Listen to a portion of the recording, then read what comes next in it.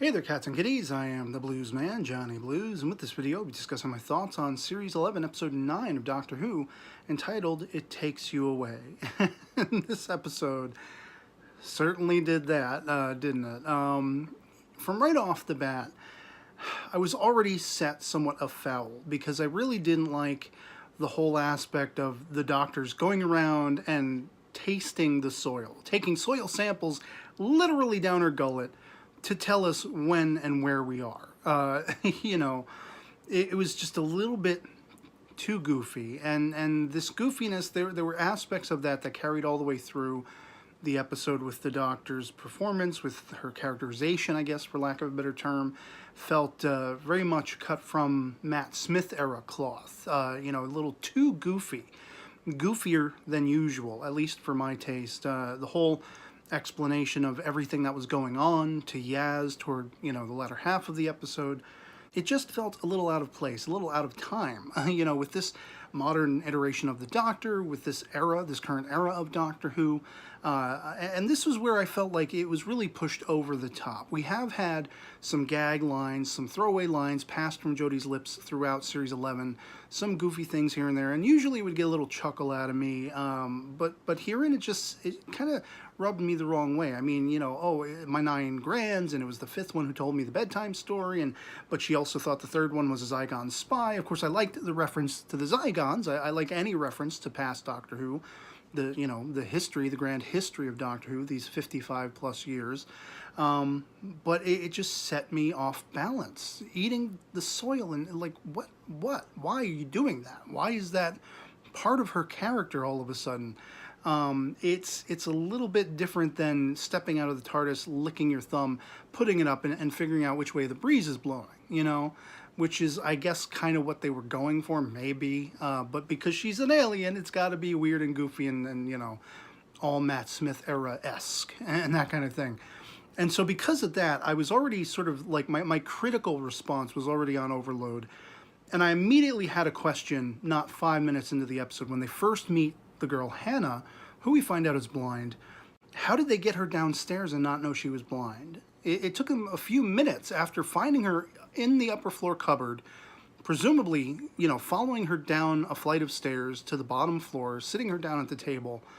Throughout all of this exchange, they didn't deign that she was blind. It was only minutes later, after trying to get some answers out of her about what's going on, where's her dad, what's the creature, and all this kind of stuff, that she goes and brings her plate or her mug or whatever it was to the sink and is feeling her way, and only then they realize. I don't know. Once they find the whole negative zone, the doorways through the mirrors and everything like that in-between zone, I thought the creature, the alien they come up against, Ribbons, which had an absolutely ridiculous name, but I loved it. I thought the character, was actually quite interesting, as somewhat, a con man-esque kind of deal, trying to negotiate, being very hungry. Ideas are equated with hunger and food and sustenance and all this kind of stuff, and he thinks the Doctor's brain must be really, really tasty with all the information contained within it and all this kind of stuff. I mean, he looked kind of like a cross between the Sycorax and the Remans from Star Trek Nemesis, But I liked his character. I liked the fate of his character because he was, an arsehole, pardon my French. But that was it. It was said and done with that. I just thought that whole sequence was really interesting. It kind of reminded me of, in, I think it was The Green Death, the Doctor goes to Metebelis 3 or something like that, and the shift, the way, his surroundings look when he's there. There was somewhat of a dark, shadowy background, kind of like the caves were in this episode, and he fought like a creature or whatever like that to get the crystal, and just aspects like that. There were throwbacks all throughout this episode that were kind of akin to that, one that I'll touch upon as we go along. Speaking of throwbacks, though, befitting the modern series, this modern 11th series specifically, I was actually somewhat shocked when Grace shows up. And as soon as they're panning the camera in from behind her, I knew it was her. I knew, at first when they're like, oh, she arrived here when you did or whatever like that, I was at first like, who's this going to be? And my first thought went to like, is it going to be the doctor's granddaughter, Susan, or something like that? Of course not. You know, why? Why would it be that? Turns out to be this faux Grace, and as soon as I was aware that's who it was, I was about to be fuming. I was like, you know, the tea kettle whistling on the stovetop, because I was like, oh, son of a bitch. This better not be Graham's exit. Everyone's been thinking Graham is being set up to die, to eventually be killed off in some grand estimation, you know, only just having, you know, some sort of reconciliation, reciprocation between he and Ryan right on his deathbed, his dying moments or something like that. And as soon as we knew there was a Grace in this environment, in this episode, I was like, son of a bitch, they're not killing him off. This is where he's gonna want to stay behind. And I was fuming. And of course, as soon as he's putting up the brakes, you know, he's pulling the brakes, and the doctor's trying to talk sense to him, and we have to get out of here. This is not Grace. It's all a lie. It's all this faux thing, you know. And he's like, no, I don't know. I'm confused. You know. I was like, finally, when this version of Grace isn't so much concerned for Ryan's welfare, I was like, okay, yes, we're grounded again. Graham is going to say no. But they really kept me guessing until that last moment where he pointedly finally asks her, what about Ryan? And she's dismissive. She's like, he'll take care of himself. And only then did Graham finally become grounded himself. He finally saw what the doctor was trying to say all along. And I was just like, there was this sigh of relief. You know, so much weight had been lifted, like, oh, good. Graham's not gone, at least not yet. And hopefully not for the foreseeable future. But, I mean, the whole grand estimation of this alternate little pocket dimension kind of thing, it was very much giving me vibes of the Series 1 episode Father's Day with the Ninth Doctor and Rose. You know, that whole aspect of time being incorrectly impacted by saving her father's life, and that's not how the history played out, and everything was suddenly endangered, as well as kind of meshed with Army of Ghosts and Doomsday, the two-part finale from Series 2 with the 10th Doctor and Rose, because of those aspects of people, family who had died coming back. I mean, it was all of that without the Cybermen and the Daleks at war. Instead, we had flesh-eating moths, which was absolutely chilling and terrifying, especially with myself having a younger sister who's actually a bugophile, loves insects and everything like that, and is captivated by them. I just thought it was a really interesting twist, that in this negative zone, this in-between zone environment, you have these lethal, like piranha-esque moths. It just totally freaked me out, man. I don't know what else to say. I did love, you know, as far as characterization in this episode goes, I did love the reunification of Hannah and her dad, her knowing, you know, having a sense, because of maybe her blindness, her other senses could tell that the faux mother in that zone was in fact faux, was not her real mother, and seeing something beyond what everyone else could see and feel, you know, feeling something else. And but I loved how, you know, her and Ryan's sort of interaction was very rocky from the start, because of course he's calling back on his own father walking out on him and everything, and the estrangement between he and his father. And so that's his first instinct, to think, oh, you know, kid, your dad abandoned you. And you know, that rubs her the wrong way from right off the bat, understandably so. But I like after, you know, he helped her and he guided her after she knocked him out, which was a little, little goofy, you know, whatever like that. She ends up in that zone, and he follows after her, and he, you know, sees the corpse, and he's like, finally when he's caught up with her, he's like, just hold on to my sleeve, and here's a lay, and I'll protect you, I'll help you, you know, and the way, you know, she reciprocated that, she was grateful for that, she hugged him in the end. It gave me a warm smile. You know, I really loved it. I loved her hugging her father and having her father back, you know, everything like that. And I liked the one step further that went with Ryan and Graham. After everything was said and done and they came out of this negative zone, I love the fact that after Yaz had basically told Ryan, you know, there was a version of Grace in there. There was a version of your gran. And presumably, you know, how devastating that was for Graham.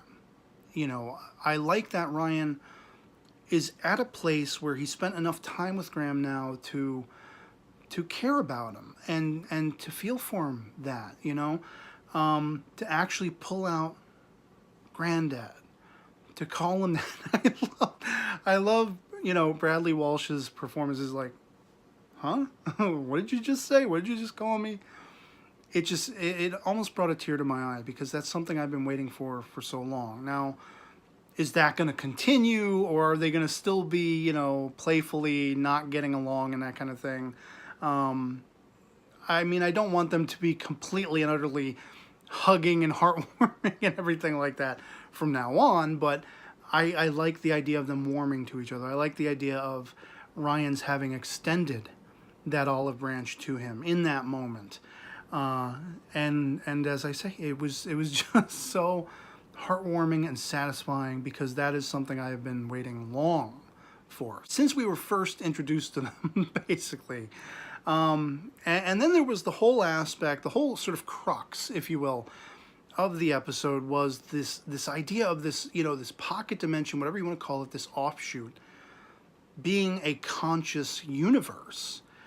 I was absolutely compelled and fascinated by this. I was on the edge of my seat, even though the Doctor's explanation of it was absolutely utmost goofy and corny, Matt Smith-esque levels of such. I thought it was absolutely fascinating. Right up until the god-awful Planet of Spiders-esque special effect of the frog. What, you saying you didn't like that part? Yeah, that's pretty much what I'm saying. Does that mean we can't be friends? The Doctor said she'd be my friend. Well, I mean, I don't hate you. So friends then? I guess.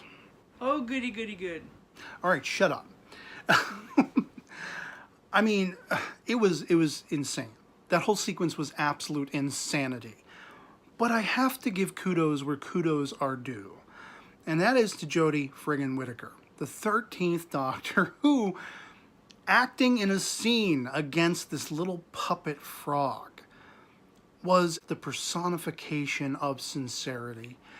She believes and is putting forth, I believed, everything she was thinking, doing, and saying. I'm sure my face was awash with incredulity and just shock at the complete and utter disbelief as to what I was witnessing at that point. And the only thing that really tempered it was Jodie's, this sincerity of her performance, this being grounded in the unreality of the absurdity of this whole circumstance. Were it not for her, I would have laughed myself silly and shut the damn episode off. And that would be a first for me. I mean, I'm somebody who likes Fear Her, one of the much maligned modern series episodes. I can sit through that and enjoy it for the most part. Even Love and Monsters, for crying out loud.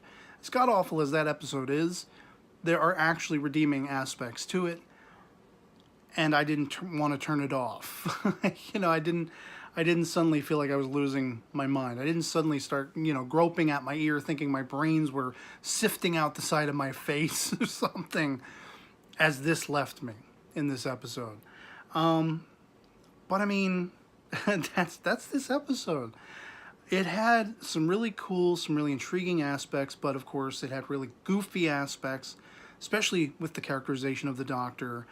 And I mean, for most of the rest of the episode, that wasn't even an issue. It was just sort of, the book ended, right at the start of the episode where she's eating the soil and taking samples and figuring out when and where they are. The way she was goofily explaining things absurdly to Yaz later on in the episode. Every other aspect of the episode, she was forthright. She was, commanding, taking control of the situation, very much concerned about what in the hell was going on, trying to figure it out, trying to piece it together, leading the charge. And again, the sincerity at the end, her performance was stellar, with the exception of just those few moments that, again, felt just a little too offsetting, a little too goofy. But because my critical radar was up, I was like, well, I don't know if I'm feeling the performance of the actress cast as Hannah, entirely. I did warm to it a little more as I realized what the point of the character was, and the reunification of her father was a part of it. I very much liked the fact that Daredevil-esque, her extra sense, if you will, could, pick out the fact that this was not her real mother in this zone and everything like that. And so there were things, again, the conscious universe, that even though that whole explanation was goofy and absurd as all hell, it did have compelling, intriguing aspects to it.